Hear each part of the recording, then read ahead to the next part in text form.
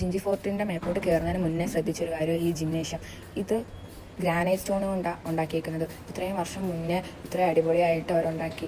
ഇത് കാണുമ്പോൾ നമ്മൾ വിചാരിക്കും ജിമ്മാണ്, പക്ഷേ ഇതിനുള്ളിൽ ജിമ്മല്ല, ഇതിനുള്ളിൽ മറ്റേ ഗ്രാനറീസ് ഒക്കെ സ്റ്റോർ ചെയ്യുന്ന സ്ഥലമായിരുന്നു ഇത്. ഇത്രയും നല്ല അടിപൊളിയായിട്ടുള്ള സ്ഥലം നശിപ്പിക്കാൻ വേണ്ടിയിട്ട് ഏതോ ഒരു പിള്ളേർ അവിടെ വന്ന് അവിടെയും കുത്തിവരച്ചിരിക്കുന്നു. അവരെയൊക്കെ പ്രേമ സഫലമായോ ആവോ. പിന്നെ അവിടെ നിന്ന് അങ്ങോട്ട് വെച്ചടി കഴിച്ചുമായിരുന്നു. ഈ കയറി പോകുന്നതിൻ്റെ ഇടയ്ക്ക് ക്ഷീണിക്കാണെങ്കിൽ ഇരിക്കാനൊക്കെ അവിടെ സ്ഥലമുണ്ട് കേട്ടോ. ആ പിള്ളേരൊക്കെ ആണെങ്കിൽ സ്റ്റെപ്പൊക്കെ എണ്ണി ഓടി സ്പീഡിലൊക്കെ കയറി പോകുന്നു. എനിക്കാണെങ്കിൽ അവിടുന്ന് ഇരുന്നിടത്തുനിന്ന് എണീറ്റ് നടക്കാൻ പോലും വയ്യ.